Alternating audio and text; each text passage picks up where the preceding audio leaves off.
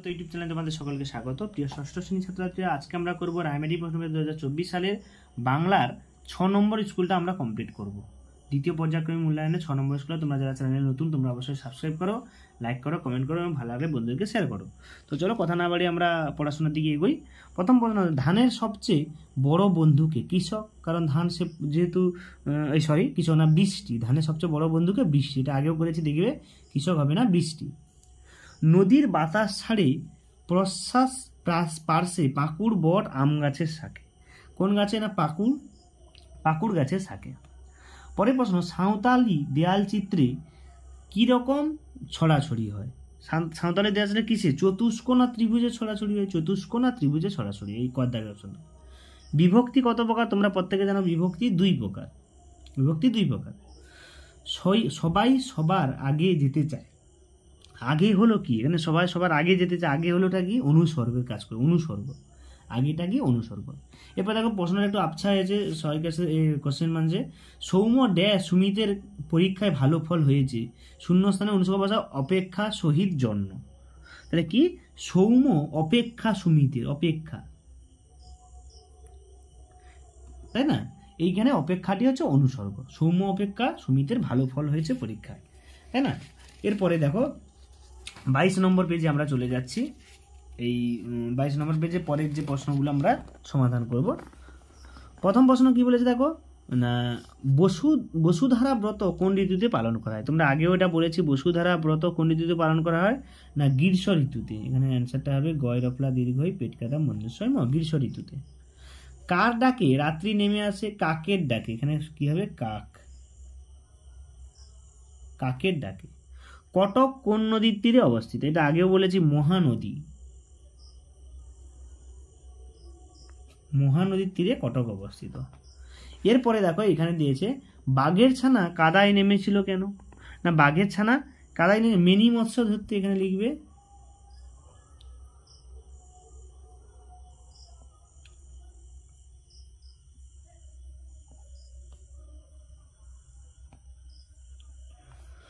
উধোর বর্তমান বয়স কত? উধোর বর্তমান বয়স কত? না 13 বছর। এখানে অ্যান্সারটা কত হবে? 13 বছর। উধোর বর্তমান বয়স 13 বছর। হিজিবিজবিজ এর শ্বশুরের নাম কি? হিজিবিজবিজ এর শ্বশুরের নাম কি?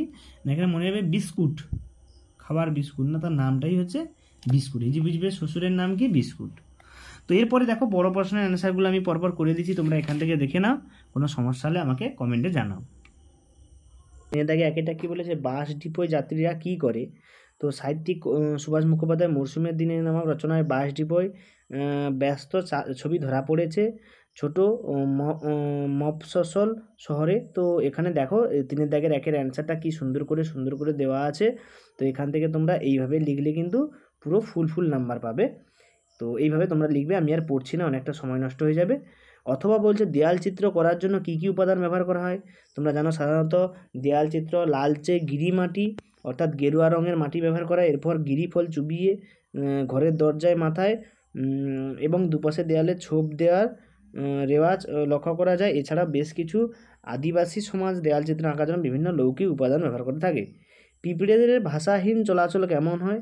না, পিঁপড়েরা ভাষাহীনভাবে চলাচল করে, অর্থাৎ পিঁপড়েরা ভাব বিনিময়ের জন্য কথা বলতে পারে না, কিন্তু তারা সুরে ঠেকিয়ে নিজেদের মধ্যে ভাব আদান প্রদান করতে পারে। তারা সবসময় ব্যস্ত, তাদের জীবন ছোট হলেও গতিময়। স্তব্ধতার মধ্যেও আকারে ইঙ্গিতে ভঙ্গিতে ওরা যে কত কথা বলতে পারে সে কথাই পিঁপড়েরা জানিয়ে দেয়। এরপরটা দেখো, পিঁপড়েরা ভাষায় হাটের স্থান ছাড়িয়ে দূরের গ্রামের ছবি কীভাবে হাট কবিতায় ফুটে উঠেছে। তো এখান থেকে তোমরা দেখে নাও, সুন্দর করে লেখা আছে, আমি আর পড়ছি না, অনেকটা সময় নষ্ট হয়ে যাবে। তো সেখান থেকে দেখে নাও তোমরা এভাবে। পরে প্রশ্ন বলছে দেখো, এই বলে সে আবার হাসতে হাসতে লুটিয়ে পড়লো।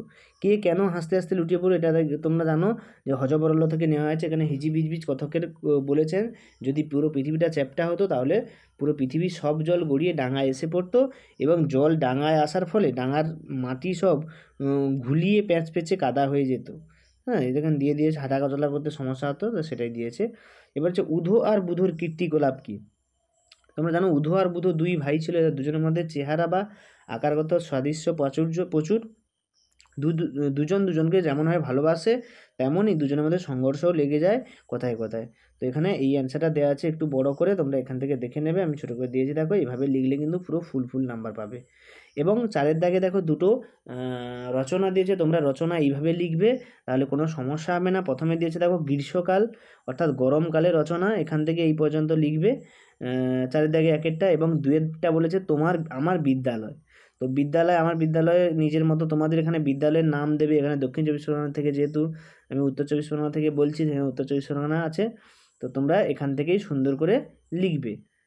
আমার বিদ্যালয়ে দেখো আমি স্ক্রল করে দিচ্ছি ভিডিওটা আস্তে আস্তে দাঁড় করিয়ে, তোমরা এইভাবে লিখবে। প্রথমে গরমকালটা লিখবে, তারপরে আমার বিদ্যালয় সম্বন্ধে লিখবে। এবারে দেখো আমার প্রিয় পাখি, তো যার যার প্রিয় পাখি ভালো লাগে সেই প্রিয় পাখিকে নিয়ে এখানে সুন্দর করে একটা রচনা দেওয়া আছে। তো এখান থেকে তোমরা দেখে নেবে, দেখে এইভাবে তোমরা লিখবে।